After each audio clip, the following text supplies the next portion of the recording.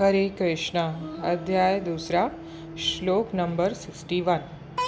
तानि सर्वाणि संयम्य युक्ता असिता मत्परः वसेहि यस्येन्द्रियाणि तस्य प्रज्ञा प्रतिष्ठिता।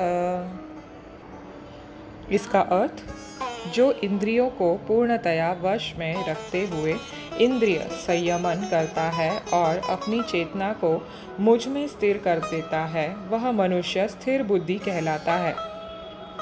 इसका तात्पर्य, इस श्लोक में बताया गया है कि योग सिद्धि की चरम अनुभूति कृष्ण भावनामृत ही है। जब तक कोई कृष्ण भावना भावित नहीं होता, तब तक इंद्रियों को वश में करना संभव नहीं है।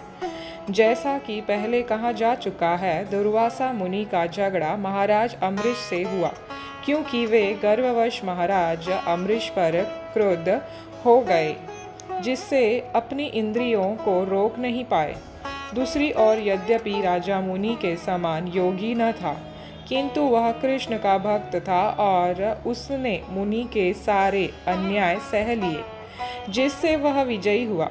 राजा अपनी इंद्रियों को वश में कर सका, क्योंकि उसमें निम्नलिखित गुण थे, जिनका उल्लेख श्रीमद् भागवत में 9वें स्कंद के 4थे अध्याय के 18 से लेके 20 श्लोक में हुआ है।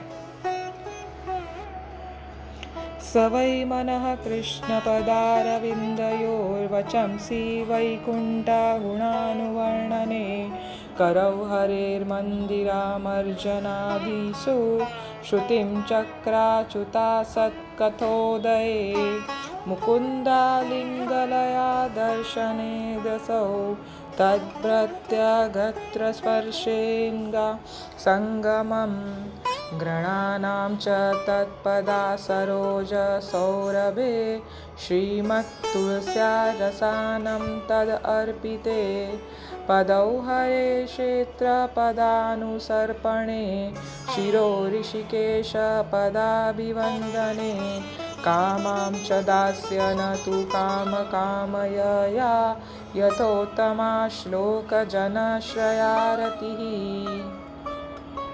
इसका अर्थ, राजा अम्बरीश ने अपना मन भगवान कृष्ण के चरणारविंदों पर स्थिर कर दिया, अपनी वाणी भगवान के धाम की चर्चा करने में लगा दी, अपने कानों को भगवान की लीलाओं के सुनने में, अपने हाथों को भगवान का मंदिर साफ करने में, अपनी आँखों को भगवान का स्वरूप देखने में, अपने शरीर को भक्त के शरीर का स्पर्श करने में, अपनी नाक को भगवान के चरणारविंदों पर भेंट किए गए फूलों की गंध सूंघने में, अपनी जीभ को उन्हें अर्पित तुलसी दलों का आस्वाद करने में, अपने पाँवों को जहाँ जहाँ भगवान के मंदिर है उन स्थानों की यात्रा करने में, अपने सिर को भगवान को नमस्कार करने में तथा अपनी इच्छाओं को भगवान की इच्छाओं को पूरा करने में लगा दिया, और इन गुणों के कारण वे भगवान के मत पर भक्त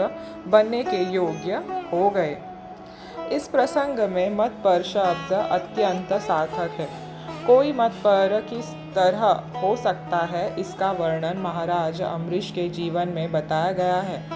मत पर परंपरा के महान विद्वान तथा आचार्य श्रीला बलदेव विद्याभूषण का कहना है, मद्भक्ति प्रभावेन सर्वेन्द्रिय विजय पूर्विका स्वात्मदृष्टि सुलभेति भावः। इंद्रियों को केवल कृष्ण की भक्ति के बल से वश में किया जा सकता है। कभी कभी अग्नि का भी उदाहरण दिया जाता है। जिस प्रकार जलती हुई अग्नि कमरे के भीतर की सारी वस्तुएं जला देती है, उसी प्रकार योगी के हृदय में स्थित भगवान विष्णु सारे मलों को जला देते हैं। योग सूत्र भी विष्णु का ध्यान आवश्यक बताता है, शून्य का नहीं। तथाकथित योगी जो विष्णु पद को छोड़कर अन्य किसी वस्तु का ध्यान धरते हैं, वे केवल मृग मरीचिकाओं की खोज में व्यर्थ ही अपना समय गंवाते हैं। हमें कृष्ण भावना भावित होना चाहिए, भगवान के प्रति अनुरक्त होना चाहिए। असली योग का यही उद्देश्य है। हरे कृष्णा। तो ये था तात्पर्य दोस्तों। तो दोस्तों इस श्लोक में भगवान क्या कह रहे हैं, इंद्रियों को अगर वश में करना है पूर्णतया तो स्थितप्रज्ञ बनना पड़ेगा, मतलब प्रज्ञा प्रतिष्ठिता, अपना कॉन्शियसनेस फिक्स करना पड़ेगा, भगवान की भक्ति में स्थिर रहना पड़ेगा। यही इंद्रियां दूसरे कोई योग या ज्ञान के इससे सिद्धि से नहीं कंट्रोल में आ सकती। ये सिर्फ कृष्ण भक्ति बुद्धि योग से ही स्थिर हो सकती है। जो सबसे बड़ा एग्जाम्पल यहाँ पे श्रीला प्रभुपाद ने दिया है वो अम्बरीश महाराज के बारे में दिया है। हमने अनेकों बार पिछले श्लोकों में महाराज अम्बरीश के बारे में पढ़ा था, और आगे के श्लोकों में भी बहुत सारी जगह पे श्रीला प्रभुपाद ने अम्बरीश महाराज के बारे में उल्लेख किया है, क्योंकि वो हर सब कुछ जो इंद्रियां हैं वो हमेशा भगवान की सेवा में लगाते थे। तरह तरह इंद्रियों को तरह तरह के सेवा में लगाते थे। जैसे अपनी वाणी भगवान के धाम की चर्चा करने में लगाते थे, कानों को लीलाओं को सुनने में लगाते थे, हाथों को मंदिर साफ करने में लगाते थे, आँखों को भगवान का स्वरूप सुंदर स्वरूप देखने में लगाते थे। ऐसे सब जो इंद्रियां हैं उन सब को एक एक करके भगवान के सेवा में लगाए रखे थे। तो इससे क्या हो गया, वो मतपर भक्त बन गए, भगवान के भक्त बनने के लिए योग्य बन गए, मतलब शुद्ध भक्त कहलाने लगे। यहाँ पे श्रीला प्रभुपाद ने हमको जोर लगाया है कि कितना इम्पॉर्टेंट है विष्णु के ऊपर ध्यान लगाना, जबकि लोग शून्य चीज़ों पे मेडिटेट करते हैं आजकल कलयुग में, और मेडिटेशन को बहुत महत्व देते हैं। कई लोग मुझे मेरे जीवन में भी मिले जो मुझे कह रहे थे हम ये सब नहीं करते हैं, हम मगर सुबह उठ के मेडिटेशन करते हैं।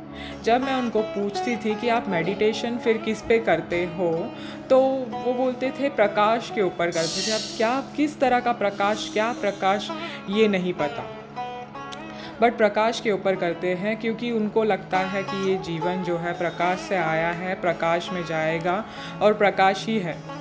तो ये नहीं जानते कि ये प्रकाश क्या है। ये प्रकाश और कुछ नहीं भगवान का ब्रह्म ज्योति है, जो बॉडीली एफ्लुजेंस है कृष्णा का, वही है जो ब्रह्म परमात्मा भगवान का फर्स्ट स्टेज है ब्रह्म ज्योति, उसी के बारे में है। मगर ये कोई शून्य वस्तु, जैसे यहाँ पे श्रीला प्रभुपाद ने कहा है, शून्य वस्तु पे, प्रकाश पे या कुछ ऐसे ही अपने मन घड़त इस पे मेडिटेट करते हैं, मगर उनको थोड़े देर के लिए शांति तो मिलती है, मगर उस शून्य पे ध्यान केंद्रित करते हुए उनको कुछ हासिल नहीं होता है। अगर आप भगवान के सेवा में लगोगे तो इंद्रियां अपने आप उस पर मेडिटेट करेगी, आपको कोई एक्सटर्नल या एक्स्ट्रा एफर्ट करने की ज़रूरत नहीं पड़ेगी मेडिटेशन करने में। अपने आप जब आप भगवान की सेवा करोगे तो आपका पूरा मेडिटेशन, पूरा स्थित प्रज्ञ कॉन्शियसनेस भगवान पे ही फिक्स्ड हो जाएगा, इधर उधर भटकने की ज़रूरत नहीं है। जबकि आप एक जगह पे बैठ के कलयुग में, जिसको पॉसिबल नहीं है कहाँ है, वो आप करोगे मेडिटेशन, वो किसके लिए होगा, सिर्फ एक टेम्पररी रिलीफ के लिए होगा, जिससे आप बाहर जाके फ्रेश होके अपना काम कर सकते हो और अपनी जीवन जीविका जी सकते हो। मगर ये टेम्पररी बेनिफिट है दोस्तों, इससे कुछ लाभ नहीं होगा, क्योंकि वैसे ही आप चिड़चिड़े रहोगे, वैसे ही आप फ्रस्ट्रेटेड होगे और कोई तेज आपके चेहरे पे नहीं दिखेगा। ये सब कुछ टेम्पररी है।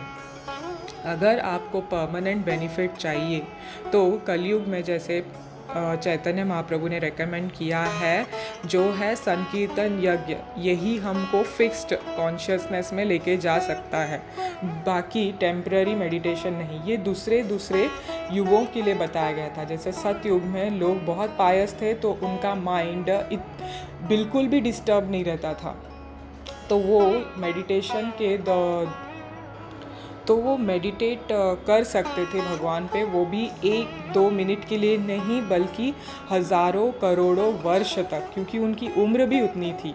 और अभी अलग अलग युगों में उनको अलग अलग उस तरह से शरीर मिला था, उनका मन भी उतना ही अविचलित, उतना विचलित नहीं था जितना कलयुग का जीव का है। कलयुग के जीव हमेशा डिस्टर्ब रहते हैं और हमेशा एजिटेटेड माइंड होता है उनका। तो मेडिटेशन करना बिल्कुल पॉसिबल नहीं है। तो भी अगर टेम्पररी बेनिफिट्स के लिए आप करोगे तो भी अल्टीमेटली आप दुख ही भोगोगे, आपको उससे परमानेंट सुकून नहीं मिलेगा। परमानेंट सुकून मिलना है लाइफ में तो हमें स्थित प्रज्ञ बनना पड़ेगा, कॉन्शियसनेस अपना फिक्स करना पड़ेगा कृष्ण भावना मृत में। मतलब सरल उपाय है, एकदम सरल उपाय है ये। हम रोज़मर्रा की ज़िंदगी में जो काम कर रहे हैं उसी को कृष्ण को केंद्रित रखते हुए करेंगे तो उसी को फिक्स्ड कॉन्शियसनेस कहते हैं, प्रज्ञा प्रतिष्ठिता कहते हैं। अपने प्रज्ञा को प्रतिष्ठित करना कहते हैं। आप कोई भी कार्य करें, ऑफिस में करें, बाहर करें, कुछ भी कार्य करें, अगर आप सोचते हो ये मैं भगवान कृष्ण के लिए कर रहा हूँ तो अपने आप भगवान उसको स्वीकार करेंगे और आपकी प्रज्ञा उसमें स्थिर रहेगी, कृष्ण भावनामृत में स्थिर रहेगी। कोई कार्य शुरू करने से पहले आप सोच सकते हो कि हे भगवान मुझे इसमें आप मदद कीजिए, मेरे साथ मुझे सहायता कीजिए। सुबह निकलते वक्त घर से आप उनको प्रार्थना कर सकते हैं कि हमेशा आप मेरे साथ रहिए, मेरी लाज रखिए और मेरी रक्षा कीजिए, मेरी भक्ति का रक्षा कीजिए। तो आप देखिए पूरे दिन भर आपको कृष्ण भगवान आपके साथ रहने का अनुभूति पूर्णता से आपको लगेगा। और जब रात को हर कार्य करते हुए उनको याद करते हुए रात को जब आप सोओगे गहरी नींद में, तब आप कैसे याद करोगे?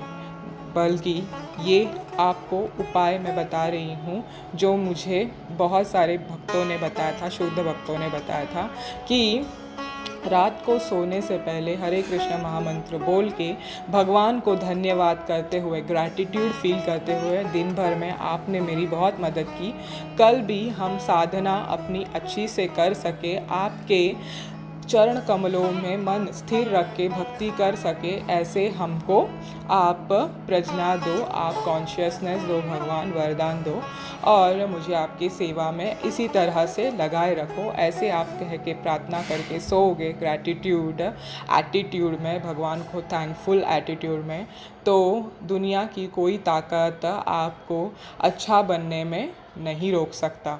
और सुबह वैसे ही उठते ही आप भगवान को धन्यवाद करके उठिएगा और हरे कृष्ण महामंत्र का उच्चारण करके उठिएगा और अपने भक्ति में लगाए रखने के लिए भगवान से प्रार्थना कीजिए कि दिन भर मुझे आपकी प्रज्ञा हो, आपका याद रहे किसी भी कार्य करते वक्त। ये आप करोगे रोज़ तो आप अपने आप को स्थित प्रज्ञ में पाओगे।